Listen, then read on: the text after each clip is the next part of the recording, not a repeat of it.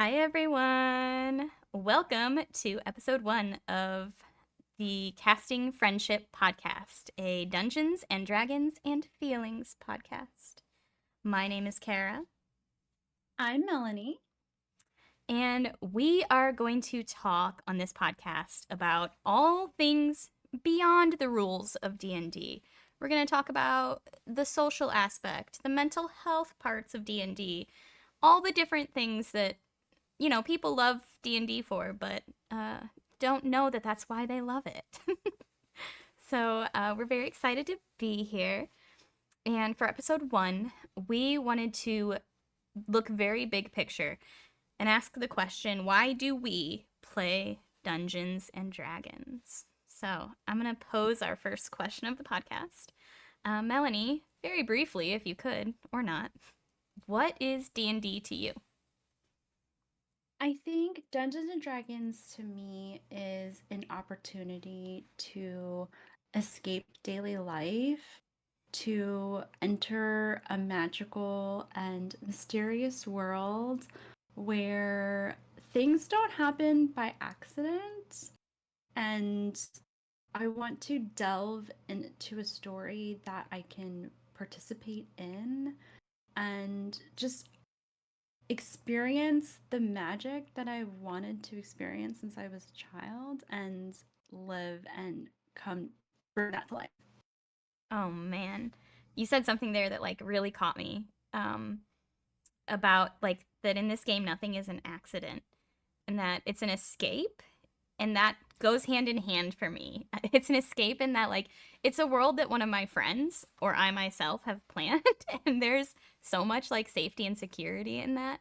And it's escapism because in our world that we're living in these current days, that's not a thing that exists. So that's fascinating to me that that's something that comes to your mind because I rarely think about the escapism part of it, but that is why I play, and that's why I know a lot of other people play, and that's why people play video games and watch like movie marathons of Lord of the Rings. Like it's a level of escapism that uh, I think it exercises a part of your brain that not a lot of people use. So, what does Dungeons and Dragons mean to you? Oh, so many things. I we've talked about before that I was like a very introverted child. I grew up with three other siblings who, if you like walk around our hometown and say, like, oh, do you know the Manx? They'd say, yeah, we know this one, and this one. And then you'd say, do you know Kara? And they'd say, who? Because I literally didn't speak until I was 3 years old. It was like a running joke that at family game night, Kara would be hiding in her room because that was her worst nightmare was spending time around a group of people playing competitive games. I was not like a very social child, and like you said in your answer, like I had all these imaginary places and worlds and people and friends in my head, and I would just sit there by myself and play with these characters I made up in my head. And what is Dungeons and Dragons if not playing with characters you made up in your head? Even if you're playing a character who you're like, this is me with a crossbow, that's still playing pretend, my dude. Yeah, absolutely. I think I also resonate with the idea of being very introverted, and I think my introversion started when I was I was younger, like a lot of us, but my parents actually told me that when I was very, very young that I used to be extremely extroverted and unabashed. And I think I don't remember this time in my life. All I remember is how I am now, which is very reticent and shy.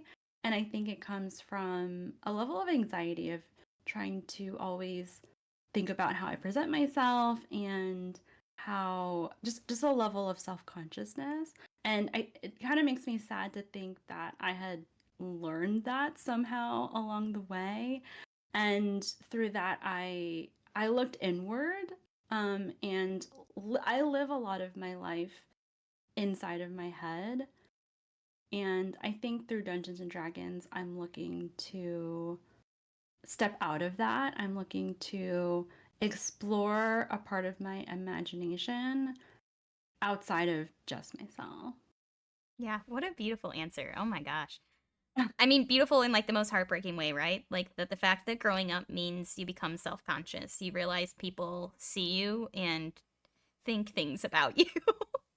And I don't know why. I Yeah. was born with that. Like when I was tiny, before I can remember apparently, I was worried about people seeing me or people hearing me.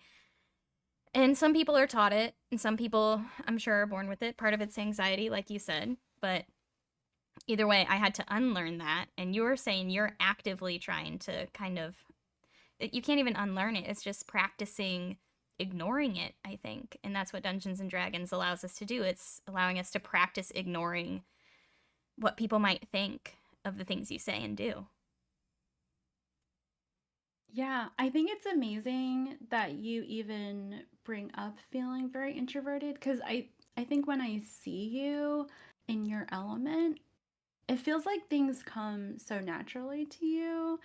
And yeah, I think it's really amazing to behold. That's crazy because I would say And the same thing about you. When you say like you're what? self conscious, I would never, ever, ever think that you were a self conscious person. You're like, so, I don't know, you have such a sense of self that you project.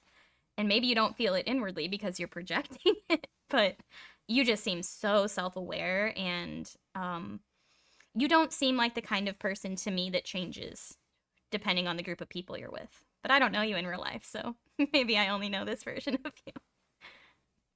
Well, I think that's very interesting that you even bring that up because I think part of finding good friends is being able to find people where you can feel the truest version of yourself. And I think in Dungeons and Dragons, sometimes it's easier to reveal parts of yourself that are harder to reveal. And I think because of that vulnerability, I do feel like our group has gotten close very quickly. I think part of it is because we're all just spending so much time chatting in our, I don't know how many chat channels we have, but it must 50 be like 20, at 50. I least. don't know. Our There's so Discord is many. so big for only 7 people. This is crazy. Sometimes I'm like, is So this healthy? Is this normal? No, of course it's not. But like, normal is not good. So weird can be good. yeah. So I feel like part of it is also we just spend maybe too much time with each Oh, other. yeah. But I think I want to attribute some of it to the fact that we're playing Dungeons and Dragons together, that we're creating something together, that we're exploring a part of ourselves that we don't usually show to others. Yeah. You say, and this is something we've talked about multiple times now, especially because we keep messing up our recordings, having the same conversations. But it's something I want to dig into right now is the creating something with a group of people, creating something together. And like, how lucky are we that we found a group of 7 of us who all are we're all very creatively different. We all have kind of different niches and things that we know a lot about or that we care about or that we're just like naturally good at. Um, and we don't pressure each other to create and do more, even though this is something we really want to be successful with this whole Knights of D20 thing. It is a project, but it's a labor of love in a lot of ways. And yet it doesn't feel like a labor because no one asked you and I to make another podcast under Knights of D20. But here we are because it's something we're very passionate about and we're sitting here exercising creative muscles together. And we have a whole group of 7 of us who are doing all kinds of projects like that, all based around the fact that we all love Dungeons and Dragons. It's kind of crazy. Yeah, I think part of the magic that happens with all of us together is I think just finding a group of people who, like you said, bring a level of creativity, but also just even having that dedication, the care, and love to even put in the time and effort and energy into the project. And I think just finding people like that and working with them together and bringing all of our mix of talents together into all these different projects the synergy that we experience is really amazing to see. Yeah, yeah. Kudos to Bobby and Dane for like putting this group together, and Bula, even though she wasn't one of the main original two. Like, God, did they do a good job? When Bobby says like he picked people who not only he thought would be good on a D&D stream, but who he thought he could be friends with, or who, I mean, I feel like he was just finding people who take play seriously, which is something that is like deeply, deeply important to me. I'm a former teacher, and I know that like people don't learn if they're not having fun. People learn, or they can, but people learn the best when they're having fun and like having fun with other people and watching other people do things. Um, and I'm someone who thinks that adults are never done learning, and therefore I think adults should never stop playing. And I think no matter what you're going through, you can find people who will play with you through some tough shit. And I think we're finding that Yeah. with each other, and that's very lucky. And it's not always that easy. We'll get into in later episodes. I think we'll probably get into more conversation about like having a bad time at Dungeons and Dragons or not having a group that's as great as ours. We are I feel like we're quite lucky. We kind of struck lightning here, but that's not always the case, unfortunately. But I really think that it could be if we all took play a little bit more seriously in our lives. Yeah, I think as adults, because we prioritize the responsibilities that are in front of us so seriously, it's very easy to dismiss the prioritization of play or exercising our imagination or being silly. I think it's kind of like growing up in society and feeling that pressure to conform, that pressure to be normal. I think it's hard to break out of that. It's hard to tap into a raw, unfiltered version of yourself when we're constantly monitoring ourselves. Or at least I Yeah. am. Yeah, me too. Yeah. We both agree that each other doesn't seem like an introvert, but I feel like that's maybe because we're constantly monitoring ourselves and making sure that we're always, I don't know. You seem like someone who, although you're introverted, you to me are like a leader of men. Like you're like, and I don't mean like men, I mean like mankind. You are like someone who, when there's a pause in a conversation, you seem like you're the first to offer a new suggestion or a new direction. And I feel like maybe that is something people with anxiety, especially around social aspects of life, do because I see that in myself too. That's why I'm a dungeon master because I can control the scenario. If I'm a dungeon master, I can control the conversation. I can present a part of myself that looks fun and outgoing and interesting. Um, and yet there are walls that even that puts up around me by being the person who's fun and interesting and outgoing. People don't realize that I'm constantly second guessing myself. I'm constantly doubting myself. And thank God I took improv classes where someone taught me, like, just trust what you say, because what you say is true in improv. Same with being a DM in Dungeons and Dragons. I have to just trust what I say because that is now the truth. So don't be afraid of it.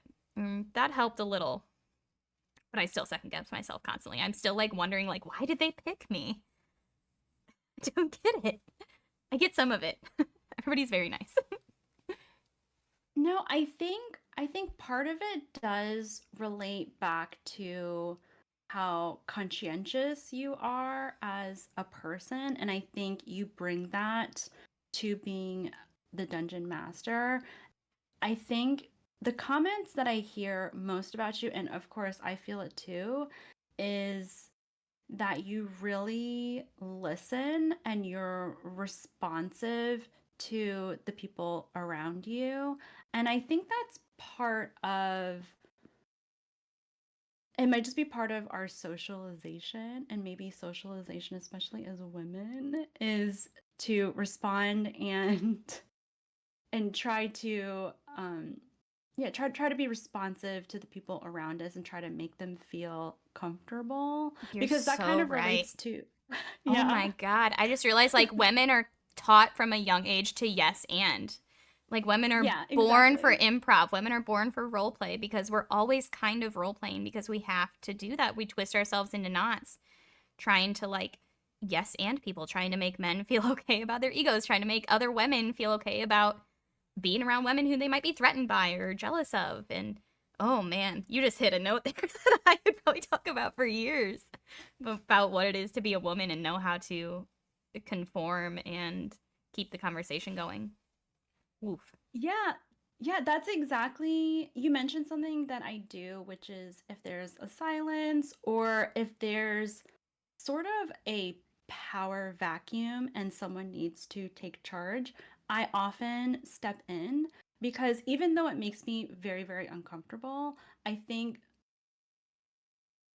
a higher priority than my comfort is making other people feel comfortable. And so when there is that power vacuum, when there is that silence, I recognize that what would make other people feel the most comfortable is if I say something Yeah. or if I step in to try to facilitate the situation. Oh my God. So, This is so therapy that's for me right actually now. what I'm doing. You're Yeah. so right. That's exactly it. Oh my God. And isn't that kind of like just maternal instinct though? Like how many men do I know who say women actually are in charge? There's no patriarchy because my mom was like the head of the household because my mom ruled the finances and made the most money. Well, that's because she had to. She stepped up because there was a gap and women are trained to like fill the gaps and make people comfortable. Boy, we could talk. That's a whole episode we need to play. I know. My I'm gonna write that goodness. down. Yeah, write that down. That's going into our gender in D&D because that's an episode we have planned. Wow, how interesting. Yeah, but I feel like the same traits that we're talking about are also what make you the excellent DM, right? It's that responsiveness, the being receptive to others and mirroring back what they're telling you. I think it makes people feel heard and emotionally fulfilled. And I remember Bobby talking about the way that you were so responsive to him when he was trying to give feedback about his character art. Because if you don't know, Kara does all of our character art. So everything that you see is actually from our very talented Kara. Thank you. Um, but I feel like that's in a very similar vein of trying to make other people feel like they're heard and supported and loved. And yeah, I think it all ties together. Yeah, yeah, and it's something that like in D&D that's great, but when I met my now partner, he had to kind of like unteach me some of those habits because those are great as a DM in Dungeons and Dragons, but I was living my whole life as a people pleaser and as someone who just was listening and responsive and was what people needed all the time and therefore was letting people walk all over me frequently. I had plenty of friends, but not a lot of friends, you know?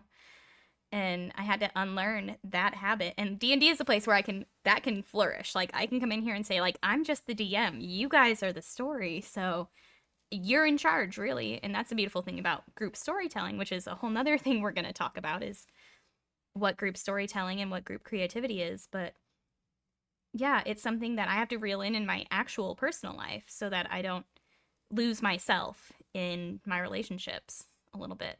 I've gotten better, especially because I have outlets like this where it's safe for me to be that way, to be too selfless, I guess. Yeah, I 100% experience that as well, where it feels like I think I think there's a part of me that feels like I I it's hard to explain. The way that it's coming out of my mouth might be a little I'll try and awkward. help you. Go Yeah, ahead. okay, okay. So Say the thing. I'll try to explain it.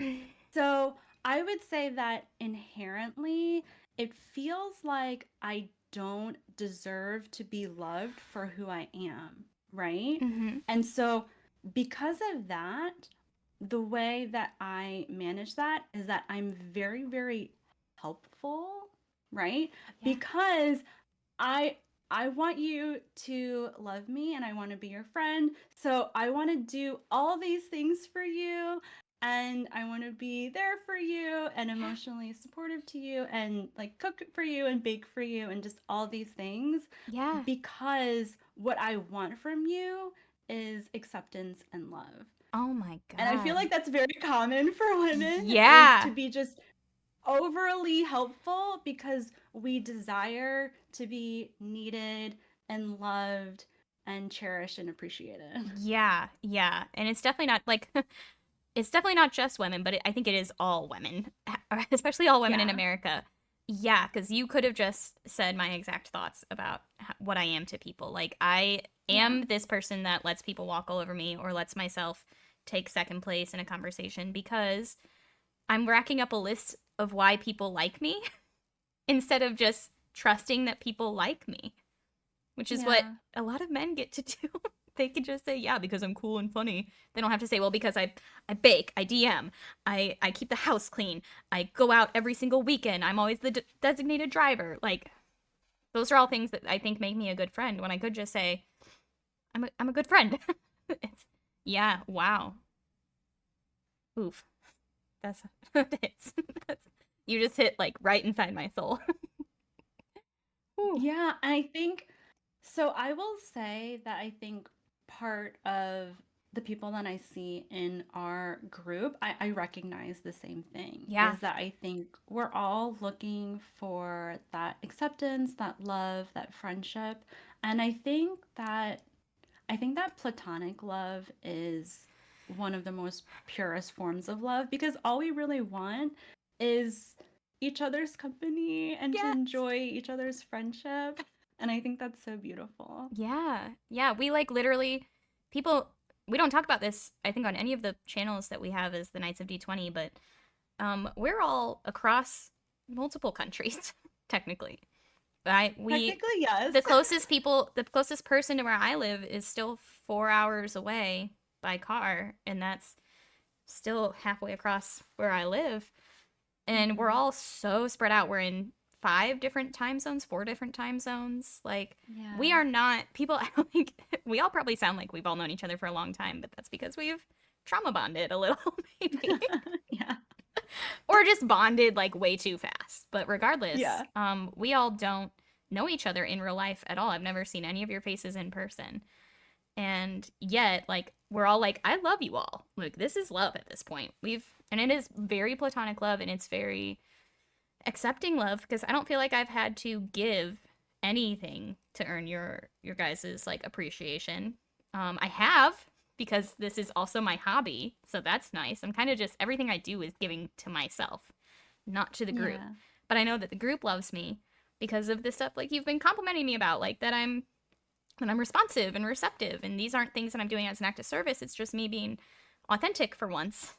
Oh boy, Yeah. yeah, Yeah, I think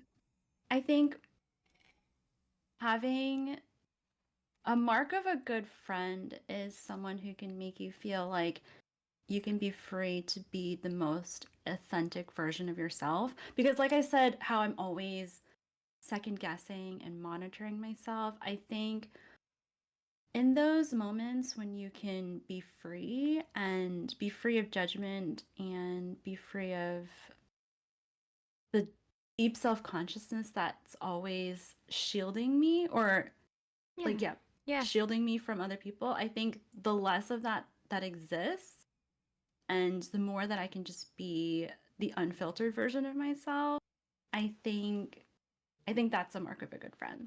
yeah. I agree.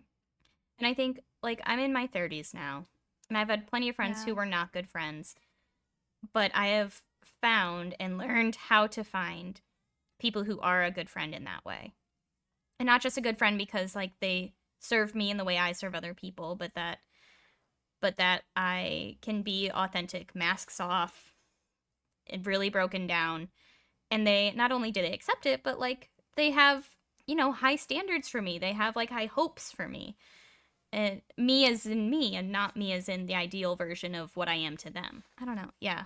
I don't know how to explain it, but it's exactly what you were saying, that there are some markers of real friendship and that Dungeons and Dragons can bring that out in groups bringing it back around to the topic at hand.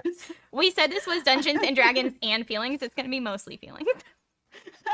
But truly, Dungeons and Dragons does that for me because I don't know, if by wearing the mask of all my NPCs and of the DM, am I actually taking my mask off a little bit? Yeah, I think you're exploring different facets of yourself, right, through your characters. Mm-hmm. And we get to see different parts of Kara through the way that you represent your NPCs, and I think that's really beautiful. Yeah, and I think it's the same with you all and the people I play with as my players. I think that my favorite part of setting up a new campaign is the character building, even though I'm not building the characters, you all are. But I think someone's character says a lot more about them than they know. Like beyond the Mm. class and the ancestry they choose, I want to know what their backstory is. I want to know what their flaws are because I think that even if your character's flaws aren't your own flaws, they're the flaws of someone that you know in real life or an archetype that has hurt you or that you need to process in some way. Like I think the strengths of your character are tend to be like things that you want to see in yourself. So it's always like this little psychology experiment. Like I think this person is going to have like a little bit of a hookup about romance or something. And that says something about the person that's playing that character. And I think that yeah, I'm playing different facets of myself in my NPCs for sure. What I'm really doing is playing people that I've known. So if it's a Mm. likable NPC, it's probably someone I've known and liked. If it's an unlikable NPC, they probably sound like a redneck. And that's me kind of processing like even just without me knowing like who do I consider a bad guy? Who do I consider a good Yeah. guy? Like it's not an Yeah. accident that the first arc of Dion Rising has been you all fighting a city's treasurer. I, I mean, I didn't mean it that way, but that definitely says something about what I think of current government and rich people. And D&D lets you explore those things so safely because no one really knows that that's the case until I say it is.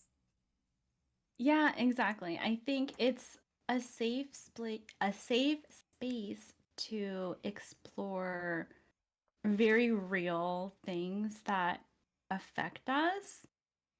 And I think in Dungeons and Dragons, we can explore a level of control over that experience that is not afforded to many of us. Yeah, I got to choose to make that guy the bad guy and have Yeah, you all like yeah, kill him in cold blood. yeah, That's a level exactly. of control and choice and autonomy that we don't really get in real life. So yeah. And on that note, like the way we play Dungeons and Dragons is pretty unusual. I don't know about for you, but for me, my first experiences with Dungeons and Dragons was like watching my high school boyfriend and his friends play in his basement and like not really be invited because I didn't know how to play and they were already in this like years long campaign and so I was just like the girlfriend invited to sit and watch and not understand. But they weren't role playing. It was basically all dice rolls and combat and like a little bit of like puzzling. But it was just a massive dungeon crawl, fight dragons. And we don't play that way. And I know less people play that way now than ever. A lot more people play, I think, thanks to things like Critical Role and Dimension 20. People are starting to really explore the role play aspect of tabletop role playing games instead of just saying, like, this is a cool guy with an axe, which is how I saw a lot of, frankly, like men play. And I did not see a woman play Dungeons and Dragons until I was 23. So that was my experience with Dungeons and Dragons. And I think that can really affect the amount of fun someone has at a table, whether they find a table that is meant for them. Because I'm not saying playing just combat is like the wrong way to play. It's the wrong way to play for me because I'm here to role play with my friends. I'm here to smooch my coworkers. Yeah, I think what you said is really interesting in that if you don't see a type of play that resonates with you, you might make a mistake and think that Dungeons and Dragons is actually not for you and that's not something that you're interested in. So I think being able to see examples of heavy storylines, heavy role playing, things that we want to explore, I think is really important. Yeah. And like it's even more than that. Like Robin is obsessed with puzzles. Like Robin plays Bula Yeah. and like she loves when someone throws a puzzle into a game because she's here to actually like work out her brain and like play this, Mm. she takes play seriously and she's like I love a puzzle. I as a player want to be able to like solve problems and she specifically likes playing characters who have a lot of street smarts because she wants to be able to come up with creative Mm. solutions. And so even if you're not someone who's comfortable role playing, which, first of all, you yourself, you keep saying over and over again, you're not a good role player. I disagree. I know you say that's a growth point, and it is for everybody. It is for me as well. But you're an incredible role player. Regardless of that, for the compliment, um, there's something in Dungeons and Dragons for everyone, and it is kind of tricky to find a group who likes the same balance of all the different aspects of D&D that you do. And historically, other versions have been less heavy on the roleplay and less heavy on like the history or the lore. So it's changed, people. It really has. Yeah, yeah. In my Dungeons and Dragons group, we I've known them for so I don't even remember how long, probably like 15 years. But we've played many TTRPGs and we have played versions of Dungeons and Dragons from I think the 70s. And in those versions, it's very, very grindy. There's almost no role play. And in fact, you're supposed to line up a bunch of characters because it's almost expected that your character is just gonna get mangled. Yeah, yeah, And it's yeah, your character is not really doesn't really have that deep of a backstory, but it's just an avatar through which you can navigate this dungeon essentially. Yeah. yeah. And that, Very dungeon crawly. yeah, and that's definitely not like wrong and it's not worth nothing. It's just different than the way I have played myself. And yet, if you're someone who has never seen D&D and you've only ever seen someone play a version of Dungeons and Dragons, that's that. Um, I don't know. Like it's up to what you like, man.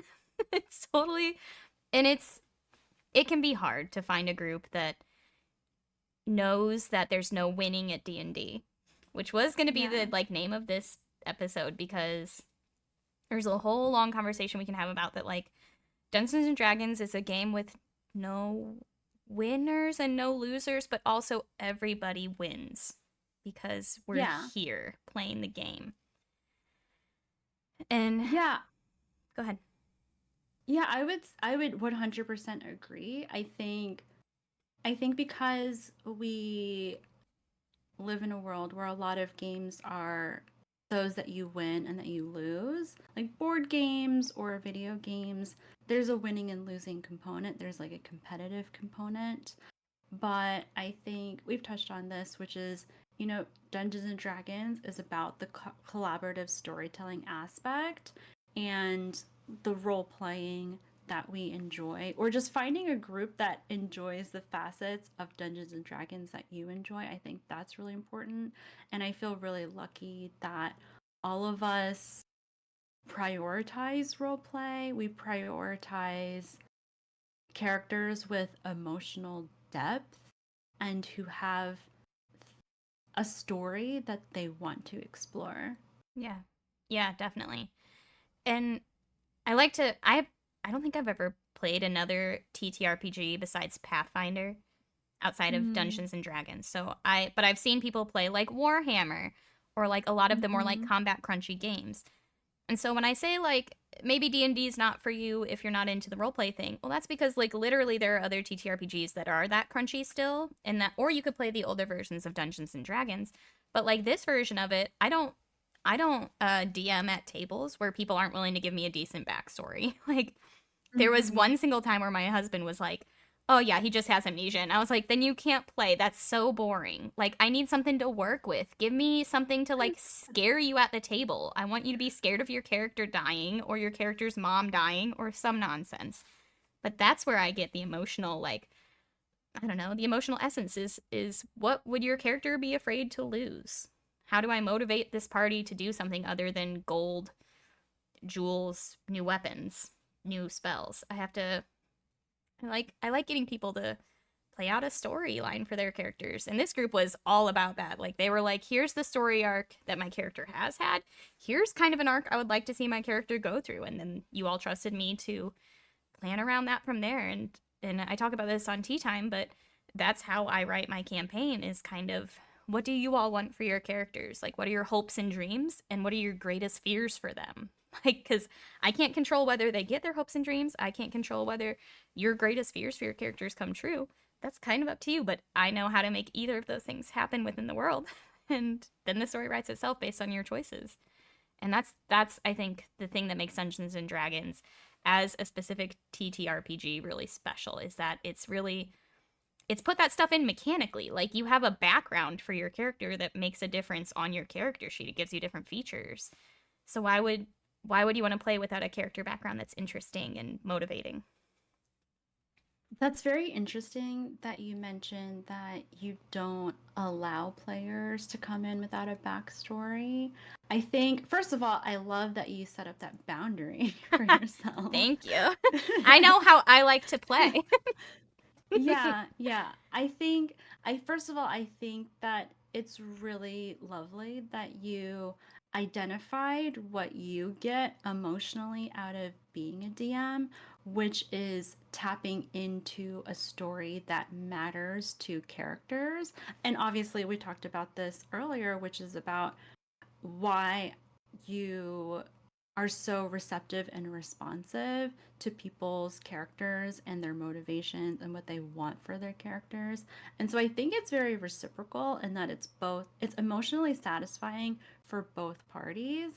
And I think it's interesting that you even have the concept of, oh, don't come in here without a backstory. I love that. Ah, thank you. Thank you. Well, I mean, to be fair, I have only ever had tables. I've been lucky. I've only ever played with like really good Mm-hmm. friends who were either invested in the game or invested in my happiness. So Mm-hmm. when I really nerd in and say, I'm starting a new campaign, do you want to be in it? And here's the parameters that it'll take for you to be in it. Here's what I need from you just to start the game.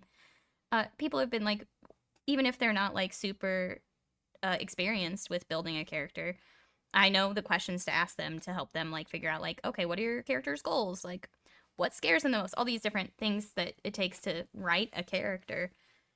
And I kind of lost my train of thought on this one. But yeah, I it is like a kind of a boundary for me because I on those same tables, I have people who come in like really experienced, having seen campaigns like Critical Role or like the ones in Dimension 20 where they're like, that's the kind of campaign I want to play. I want to play a character who means something to me, to my friends. And I don't want it to be unfair when that person comes in with a really like rich character who has a lot of depth and then someone else comes in with a murder hobo. Like that's not fair to them or to me. And I tend to have a solid mix of both kinds of people. So that's why I set that boundary. I'm like, it's not just for me. This is a collaborative game, and if you can't be collaborative, then you're probably not going to be a good player. Me and Bobby talked about this on Int Mod Pod. It's what it takes to be a good D&D player is to know that it's a team game. It's a collaborative storytelling game, and if you're not even starting the game with an idea or with like I don't know, a bug up your butt like I have about having like a cool story, it's not going to be for everybody at the table because most of the people at my table want to have a really cool story to play out from start to finish. Yeah, I think having everybody come in with a rich background,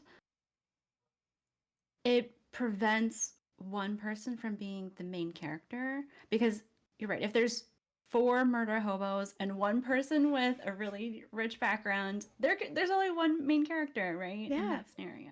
Yeah. And like how am I as a dungeon master supposed to scare you if you don't care about your character and if you don't have like stakes in the game? Like we Yeah. say there's like no winning and losing in Dungeons and Dragons. Like my husband is an engineer and he works with a lot of people who have never experienced Dungeons and Dragons before ever. Mm-hmm. And they're like, but how do you win? Like that's the question he gets asked all the time when he talks about what I do in this group. And they say, how do you win? What, it's a game? And he says like you don't win. Like you play. Like you're not like it's not the DM versus the party. It's not like, here's the parameters for how you win and here's parameters for how you lose. He's like, your character could die and you could still play. And in many Mm-hmm. iterations, that's exactly what happens. That doesn't mean you've lost. It's not a video game. Um, and so to me, we all can win at Dungeons and Dragons when we all have a really like a character that makes you feel something. I want to scare my players. Like I want them to be afraid of a monster that like has a specific place in their characters like nightmares. I want my players Mm. to cry a little bit when they have like touching moments with each other, because that's what Yeah. we just keep coming back around to. Like it's all kind of an escape and an emotional release, and it's all teaching us, everybody at the table, something about being vulnerable and empathetic with each other, but without having to have it be us, the people. Right. Yeah. I think by exploring this fiction, we're able to discover deeper truths that are harder for us to often face. And so I think I would love to explore that with the group. And I think we're headed in that direction. And that makes me very excited. Yeah. Yeah, I think the person out of all of us who's leading the charge on that is like very obviously Bobby. Like Mhm. Yeah. everybody Yeah. in this campaign is playing like really cool characters who I think have a lot of depth to them. But I think Bobby's the one who's like, no, I put my trauma into these characters, and he's open about it. He's very much like, no, all the characters I play are characters like he loves deeply. Like he will not play Mm-hmm. certain classes even because all of his Mm. characters that he's told us about, that he's told us he wants to play in the future, they all have something that comes from his own personal like deepest darkest fears Yeah. or like joys. Like I think Maraway is kind of a really joyful part of him, but is also Right. very much based on his own experience as a human. I think he's really the one teaching all of us to be more vulnerable in putting yourself into one of these characters, because boy are we all afraid of Maraway dying. He really Yeah. knocked it out of the park. We're all so protective of that little guy. I agree. I think just seeing him put so much of himself into the character makes I think it raises a level of awareness to myself of what is possible to explore through Dungeons and Dragons that I did not realize before I saw it with Bobby. I think me too. um I don't know. Yeah, I hadn't seen anybody lean in that hard emotionally in real life in a real game that I've been playing. And he does it with like a lot of grace, and it's not like he's like trauma dumping on us all every week. He makes his characters very like thoughtfully. He knows he's playing this as a character in a game with six other people. In that, like Marway is he always plays support characters. He always plays the caregivers, and he'll say outside of game like, no, I think what is romantic is taking care of someone. Well, that shows in that he's always playing a cleric or a druid or someone who's a caretaker. And that in itself is, I think, an aspirational level of vulnerability that I like to think we're all learning from right now, because he does it so naturally. It's impressive. I don't know that I could do Yeah. it. I think that's something that I will consider more deeply next time I make a character is to challenge myself to at least like to make an active decision about bringing a level of real vulnerability of myself to my character that I hadn't really considered before. So I'm very appreciative to see that. Yeah. Yeah. And what safer place to do it than on the internet for everybody to see? Yeah. To watch you cry. That's my nightmare. As soon as someone makes me cry in a game, yikes. Yikes. I don't think I've ever cried in a D&D game. I did cry last night watching uh, Tea Time. Just a little You bit. did? Why? A What made little you bit. cry? Because Was it too sweet? it was so nice. Oh my god. Because I'm a woman and people were saying nice things about me, and I thought, that's not necessary. How dare they? Because I'm a woman. No, Yeah, I I mhm. love adults exploring their feelings and their traumas together in a safe space. This is I know the Dungeons and Dragons therapy is a thing, and that in itself kind of made me rethink what the game is and what it can be. Yeah, exactly. And I think we were talking about winning Dungeons and Dragons, and I really think it is about the way you frame your definition of winning. Because if you come in with a goal to, say, explore your level of empathy by playing a character that's very different from you, or maybe you expanded your problem solving skills by exploring a new puzzle, like you said, Robin likes to do, or even just increase the level of communication you have with others by collaborating with a team or even just talking through a different character that you normally don't talk through.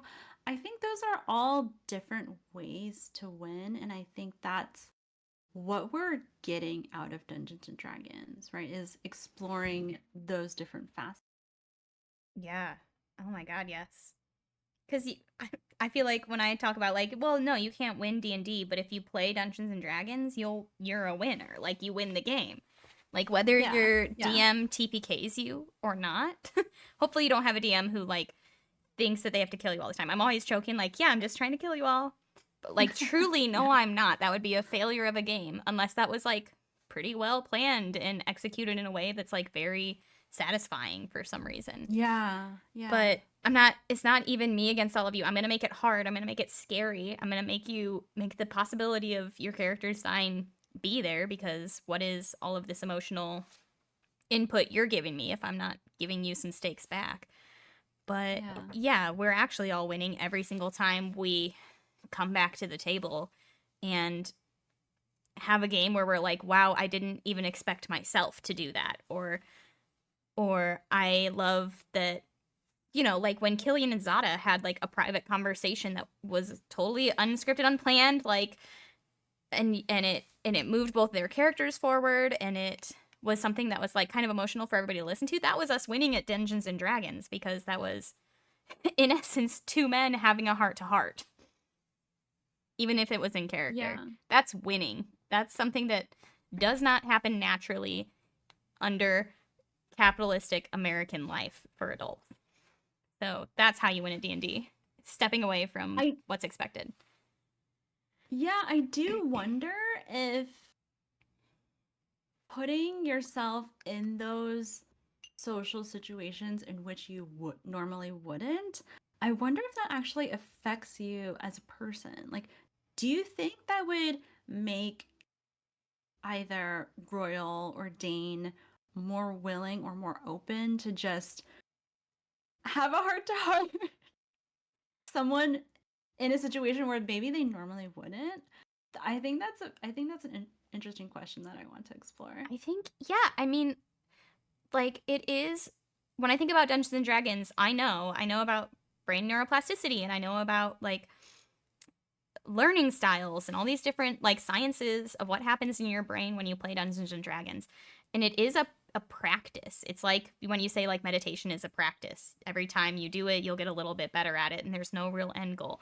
Dungeons and Dragons is a practice, and I think it is practice for being a little braver and being a little more candid and doing or saying things that you normally wouldn't because like what's the worst that can happen? I roll an at one in real life. That's also funny and a part of the story. And it Yeah. is it I like it think I think it is practice at being brave. Yeah, and I think first of all, I think something that you do really well is making failure fun, Mm. which I think is an art form in and of itself. So I do appreciate that. And oh my gosh, I forgot what I was gonna say, the second part. Oh no. Maybe it'll come back to you, but you guys always give me those compliments. But you're really Yeah. complimenting yourselves because you all are good at making failure fun too. Like you guys just told the story about one of your first tryouts where I made you jump across like a 15-foot chasm and you failed and failed and failed and failed and failed and failed to the point where like you had burned every single thing you had on your character sheet and we Yeah. still had to help you across in the end or the party Yeah. did. And like that was not me. I had a plan for if you fell into the thing, you wouldn't have died. You just would have been in a I different didn't part know of that. the map. I know. I wasn't going to tell you that because failure's funny. Failure is a part of life. And what is this game? What's the point of playing this game if you can't like fail and roll an at one? That is also part of the story because we roll nat ones in real life all the time. All the time. When we recorded 20 minutes of this podcast and my sound wasn't on, even though that had just happened to us on tea time, that was me rolling an at one in a skill that I should be proficient in. And that's, I mean, we learn from nat ones, man. And so that's definitely not just me. You're all very good at like making failure not just fun, but like interesting and a learning moment. And like you all play it in character so well. Like you're like, no, Serafina would not give up. Serafina would burn everything because she has pride, because she has a sense of self that will not be broken. Yeah. It's not just me that does that. I think you're all incredible at it. I like to say, Yeah, like, I'm faking it. It's really the players that are making this shit good. If I don't know what to do, I just sit back and let you all say some shit. It always goes well. That's very, very generous. It's very true. Ask anybody. Everybody knows. But yeah, I think it's really easy in the safe space where you know that everybody at the table is going to support you and you know that it's going to be fun regardless. Yeah. Yeah, for sure. And that everybody will also fail at some point, Yeah. even at the thing they're supposed to be really good at. And that's something I took into Mhm. real life hard from D&D is that like I'm going to fail. I'm going to fail fairly often, but Yeah. so will everybody else. I'm like the walking epitome of like if a man can do it, I can do it.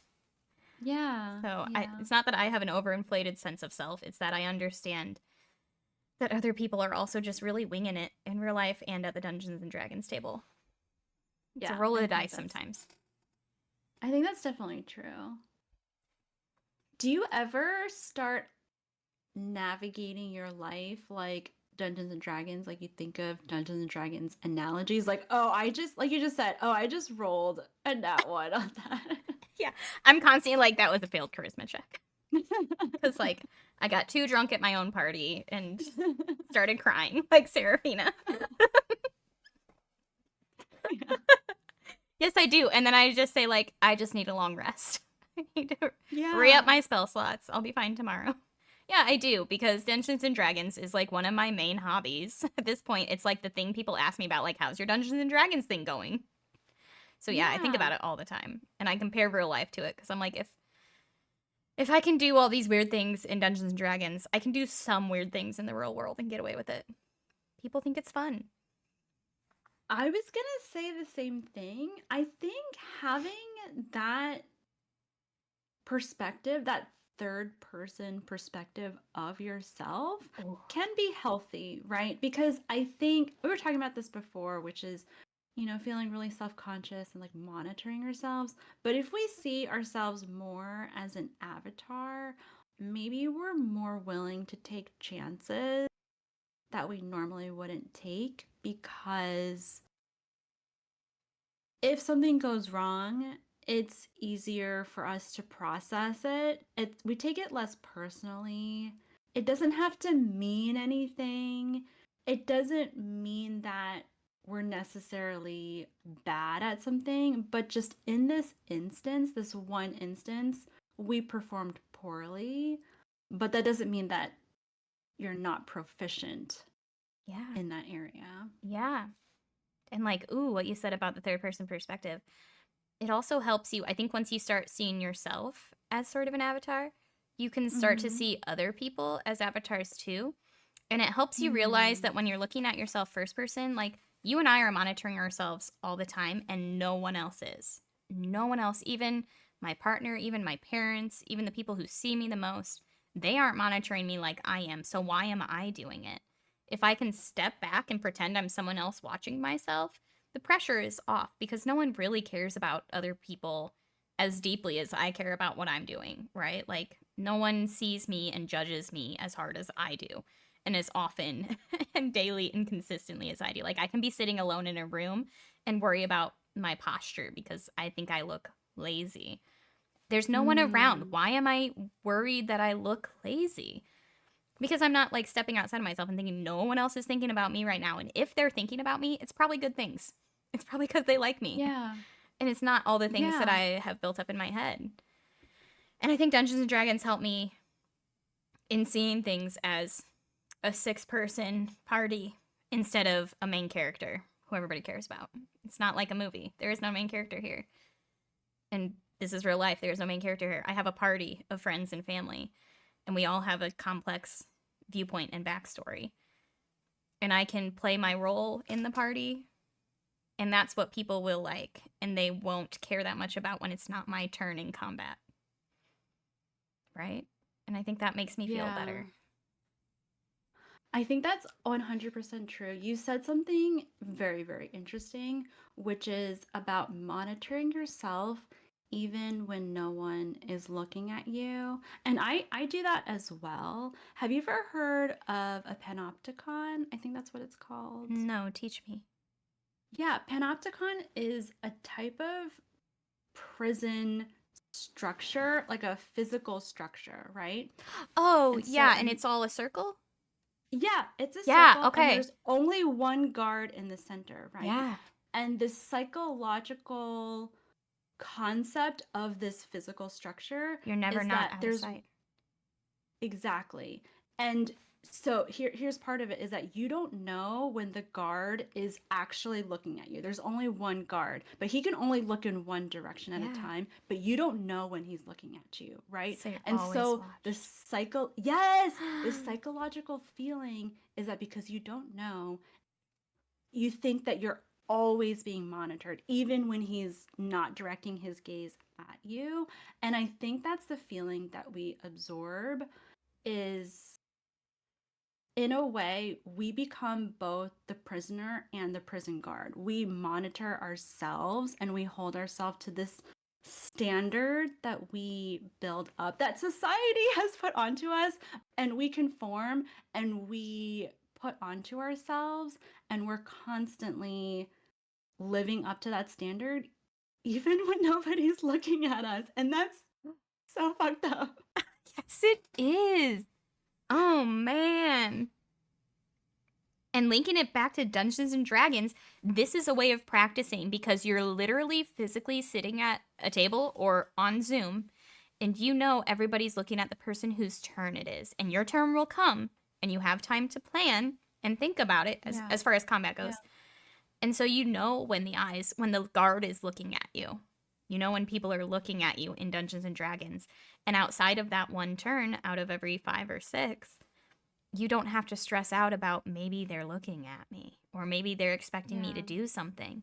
And that in itself is exercising a part of the brain that goes unused because we're all living in this prison where the guard is maybe constantly always looking at us. And don't even get me started on social media and children's brains with that concept because, oh my God. I'm glad I grew up in the 90s before the internet Yeah. was available on my Apple Watch. I would Whew. have embarrassed myself. Oh, so badly. Because I would have really, like, if I didn't already feel that way, imagine being a 12-year-old and all your friends have TikTok and you feel like you have to have a TikTok and it's weird if you don't post and it's weird if you do and everything you post is weird and everybody's always watching you. The guard is always watching you. Yeah. Woof. I'm glad as adults we get to choose to be a part of this online community and reach each Yeah. other. Mm. I never thought of the concept of the fact that you can rest between turns. And I never cherished that. And well, I did cherish it, but I didn't actively start thinking about how much I did cherish that until you brought it up. And you're right. I think it is a relief to focus on other people and to stop wondering how I'm being perceived and to just turn my attention towards what someone else is doing fully. And Yeah. I think that's a relief, Yeah, and just the like in D&D, in the structure of it, like there's downtime, like role play, that kind of stuff, and then there's combat. And they work out two different Mm-hmm. parts of the brain because in the downtime, you see everybody in the party juggle and practice knowing when they step in and say something, when they take the microphone. And it's a free for all, really. So there's no formula for that.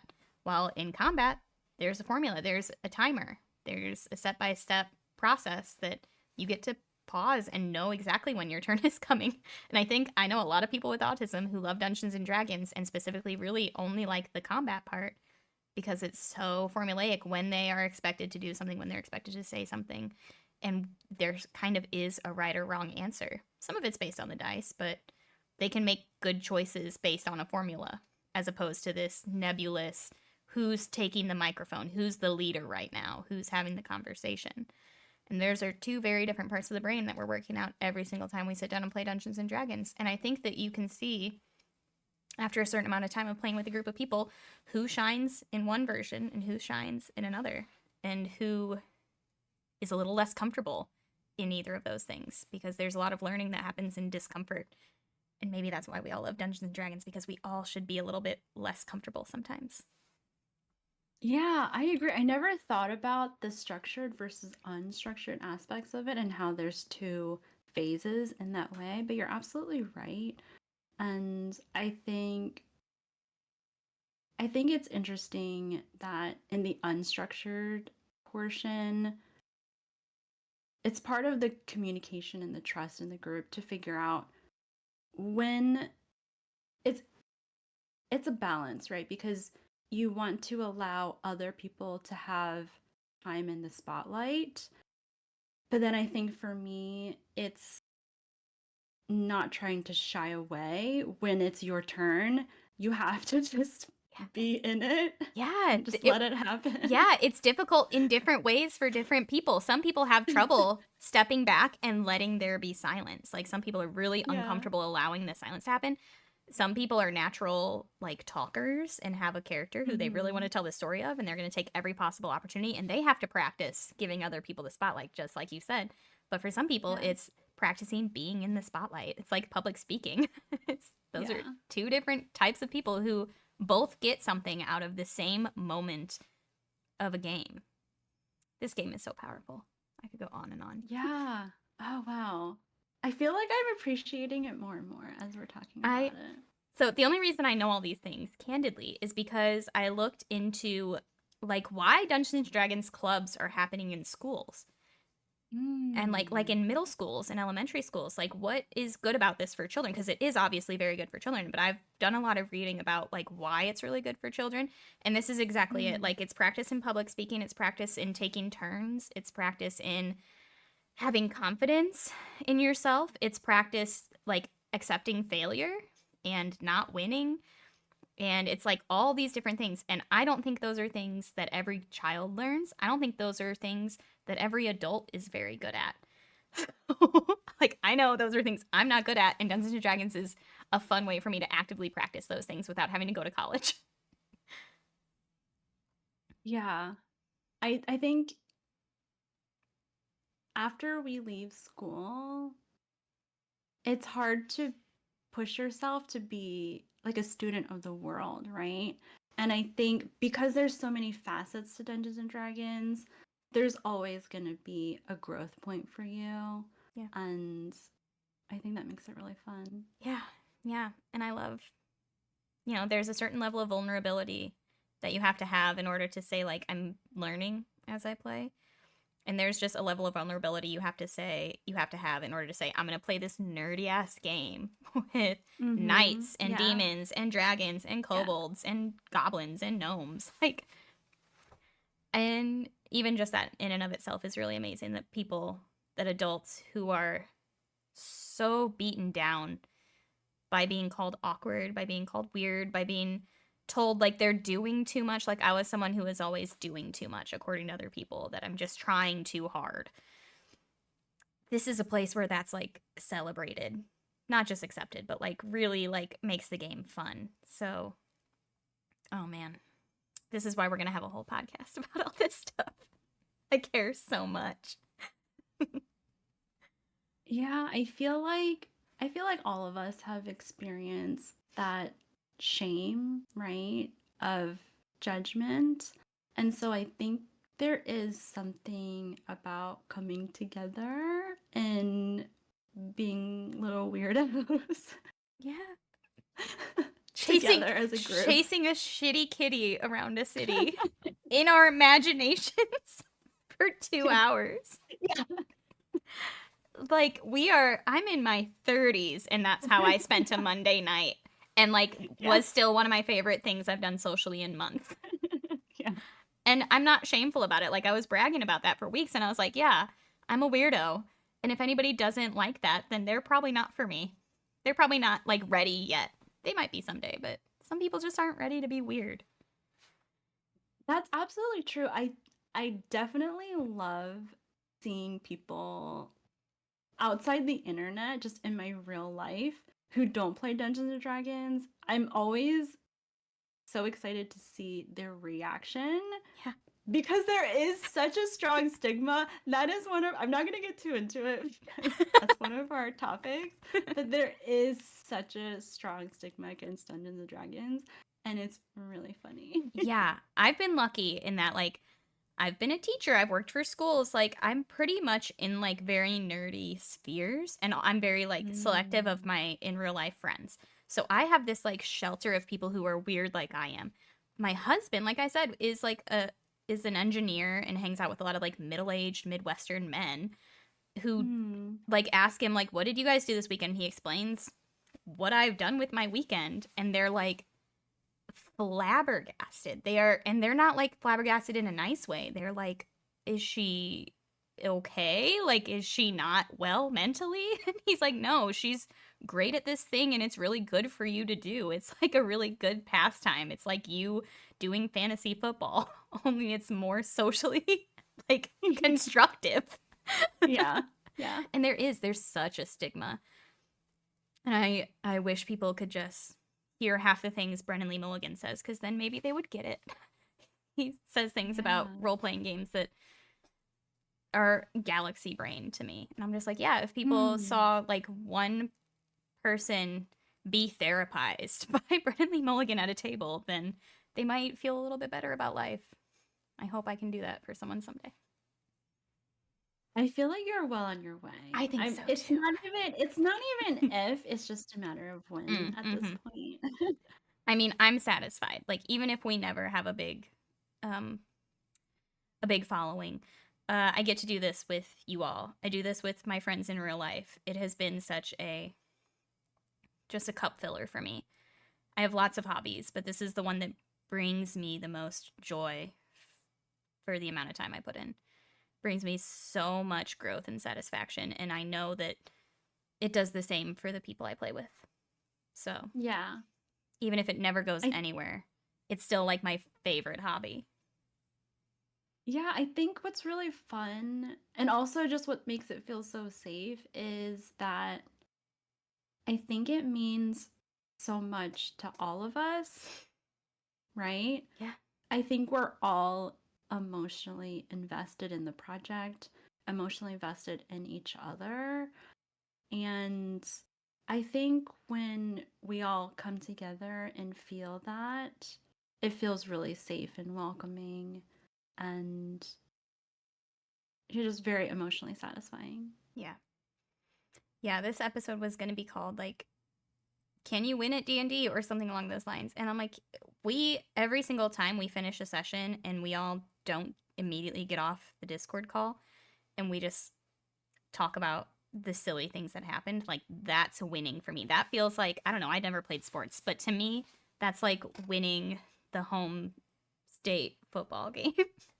I'm like Yeah, yeah. yeah, that's that like I can't fall asleep after because I'm so satisfied and excited for the next game and it's a little competitive, but mostly it's cooperative and I feel seen and heard and powerful. I feel powerful after even if I'm not the DM, I feel powerful as a player after a game. I'm like, yeah, I made a difference in that game for the people around me and they had fun too. That's that's winning to me. That's winning in real Yeah. life. Yeah, I agree. Like if you're excited for the next session, you're still reminiscing about the last session. You had a good time. I think that's the crux of it. Yeah. Yeah. So yeah, I feel like if we keep talking, we're just gonna cover every episode and talk I for know. 8 hours. We have to save some of this for next time. Oh my god, this was such a good idea. I think we're incredible podcasters. We're so professional. We're so professional. We really stayed on topic. No, we didn't. It's fine. That's not the point. We improved. Therefore, we Yeah, win. exactly. We went with it. We went with it. Well, thank you, Oh, Melanie. This was an incredible conversation. Sorry, go ahead. I was gonna say, do we want to cover if you can lose at Dungeons and Oh, Dragons? yeah. Yeah. Okay. I'll ask you first. Do you think you can lose at Dungeons and Dragons?